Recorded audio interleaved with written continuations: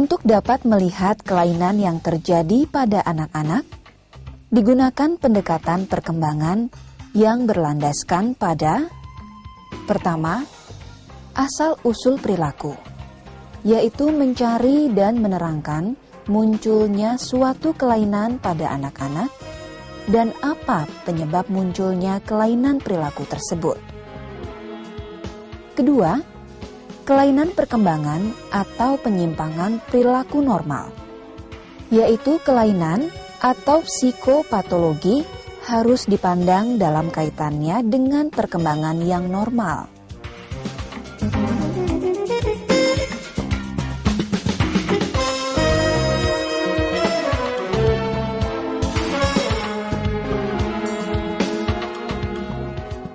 Ketiga, adalah tanda-tanda awal perilaku, yaitu bahwa tanda-tanda awal suatu penyimpangan perilaku harus dipelajari secara serius, sehingga penyimpangan perilaku dapat dideteksi sedini mungkin.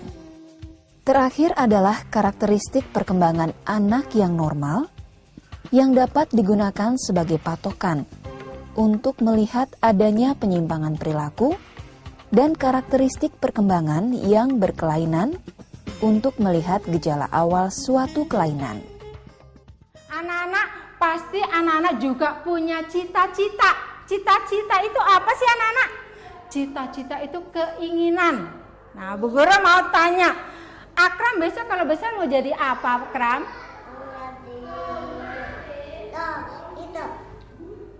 Jadi Pak Polisi.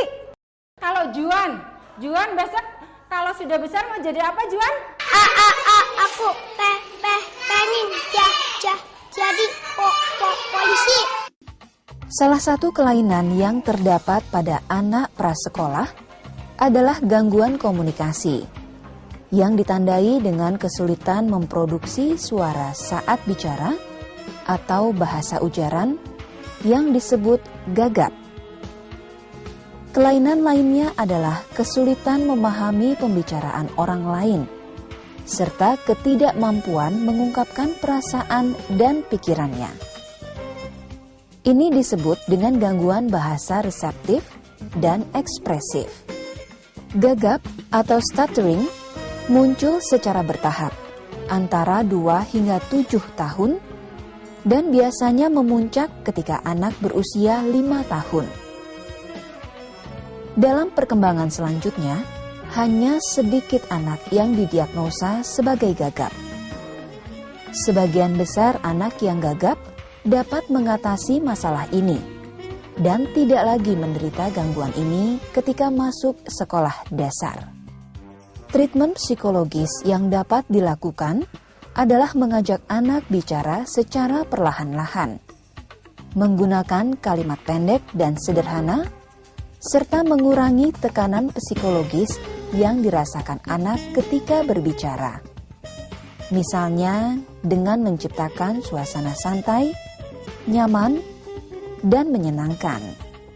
Gangguan ini termasuk dalam gangguan bahasa reseptif, yaitu kesulitan atau ketidakmampuan anak memahami aspek-aspek bicara, dan gangguan bahasa ekspresif, yaitu ketidakmampuan anak mengemukakan ide-ide, perasaan, dan pikirannya.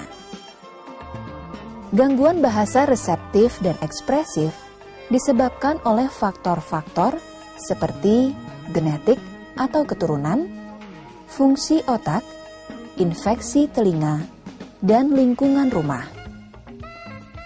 Gangguan bahasa ekspresif dan gangguan komunikasi lain yang sejenis merupakan gangguan yang dapat dikoreksi anak secara mandiri, yaitu gangguan ini akan hilang dengan sendirinya seiring berjalannya waktu tanpa intervensi dan penanganan khusus.